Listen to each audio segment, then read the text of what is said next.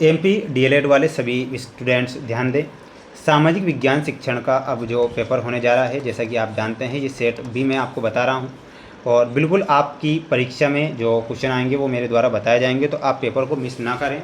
अगर आप paper miss करते हैं तो माय डियर फ्रेंड्स, सबसे बड़ा नुकसान आपको रिज़ल्ट में देखने को मिलेगा जब रिज़ल्ट आएगा। इसलिए आप पूरा पेपर ध्यान से देखें अच्छे से, और आपने ये सामाजिक विज्ञान विषय जो चुना है तो आप पूरा पेपर करके आएंगे, क्वेश्चन छोड़कर नहीं आएंगे।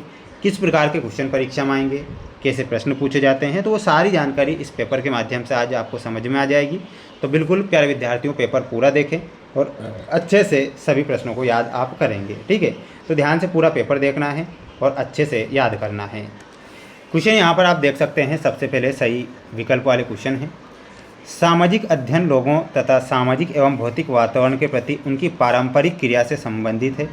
यह परिभाषा किसके द्वारा दी गई थी? प्यारे विद्यार्थियों, ये जो परिभाषा थी यूएसए परिषद ने ये परिभाषा दी थी। तो यहाँ पर आपको क्या लिखना है? यूएसए परिषद, ठीक है। तो ये आप यहाँ पर करेक्ट करिएगा। विद्यालय समाज का दर्पण है, या कथन किसका था? तो विद्यालय समाज का दर्पण है, ये जो कथन दिया था ये जॉन डीवी के अनुसार कथन था। इसमें आपको जॉन डीवी जो दिया गया है वो करेक्ट आंसर करना है और ध्यान आपको रखना है। सभी स्टूडेंट्स वीडियो को लाइक कर चैनल को सब्सक्राइब जरूर करके रखें, क्योंकि आप जानते हैं कि आपके लिए ही प्रयास और मेहनत में लगातार कर रहा हूं और ये आपका अंतिम पेपर भी है। रिजल्ट से रिलेटेड जो जानकारियाँ हमें मिलेगी तो मैं आपके लिए लाता रहूँगा, तो आप सभी स्टूडेंट्स चैनल के साथ जुड़े रहें। सामाजिक विज्ञान शिक्षण की अच्छी शिक्षण विधि की मुख्य विशेषता क्या है? तो जो मुख्य विशेषता होती है वह क्या होती है? तो लिखना है मनोवैज्ञानिकता, क्रियाशीलता और व्यावहारिकता। तीनों ऑप्शन सही हैं हमारे, तो उपरोक्त सभी लिखना है। सामाजिक विज्ञान की पाठ्य पुस्तक तैयार करने के मुख्य दार्शनिक आधार हैं। तो मुख्य दार्शनिक आधार क्या होंगे?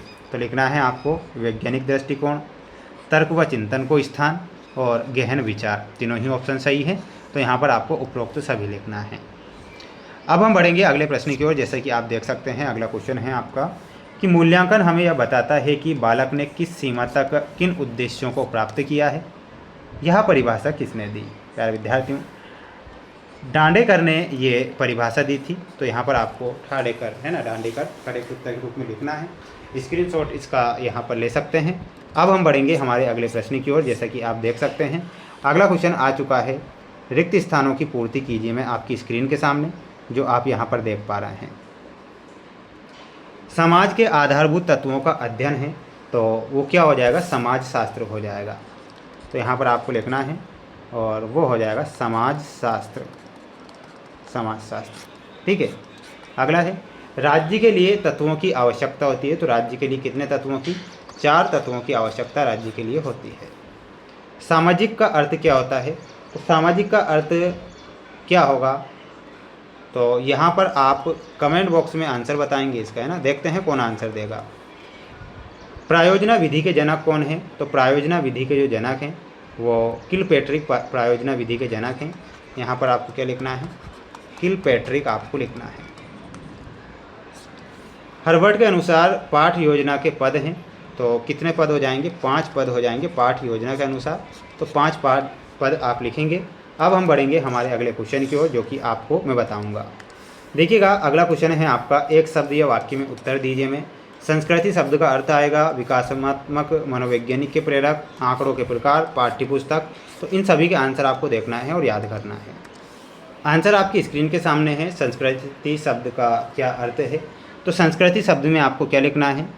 संस्कृति शब्द सम उपसर्ग पूर्वक क्र धातु से बना है, जिसका अर्थ है परिष्कृत करना या सुधारना। व्यापक अर्थ में यह किसी समाज के रहन सहन, खान पान, रीति रिवाज, कला, विश्वास और मूल्यों का वह समूह है जो एक पीढ़ी से दूसरी पीढ़ी को हस्तांतरित होता है। तो इतना आपको संस्कृति के बारे में लिखना है। दूसरा क्वेश्चन परीक्षा में आएगा कि विकासात्मक विज्ञान के प्रेरक कौन है? तो लिखना है विकासात्मक मनोविज्ञान के प्रमुख प्रेरक और जनक जीन पियाजे माने जाते हैं। उन्होंने बच्चों के संज्ञानात्मक विकास के चरणों पर महत्वपूर्ण कार्य किया है। तो ये आप यहाँ पर करेक्ट करिएगा। अगला देख लीजिएगा, आंकड़ों के प्रकार लिखिए। तो एक होता है प्राथमिक आंकड़े, तो इसमें लिखना है जो पहली बार सीधे स्रोत से एकत्र किए जाते हैं, और एक होता है द्वितीयक आंकड़े, जो पहले से ही किसी अन्य व्यक्ति या संस्था द्वारा एकत्र किए जा चुके होते हैं। ये लिखना है।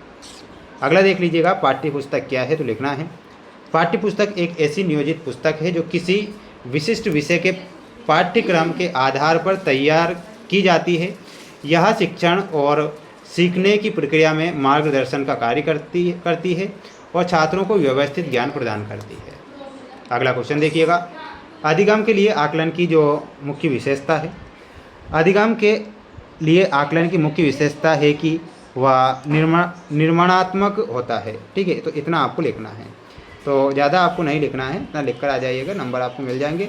तो ये कुछ प्रश्न थे जो कि मेरे द्वारा यहाँ पर आप सभी स्टूडेंट्स को बताए गए हैं, जो कि मोस्ट इम्पोर्टेंट के तौर पर मैं वीडियो बना रहा हूँ, डेली आपके लिए प्रयास मेहनत कर रहा हूँ। और इसके बाद जो कुछ क्वेश्चन बच रहे हैं 2, 3, 4, 5 नंबर वाले, तो उनका अलग से वीडियो बनाऊँगा, है ना, 4 वीडियो बनाऊँगा उनके। तो बिल्कुल आप सभी बच्चे वीडियो को लाइक कर चैनल को सब्सक्राइब करके रखें। मिलते हैं नेक्स्ट वीडियो में। जय हिंद।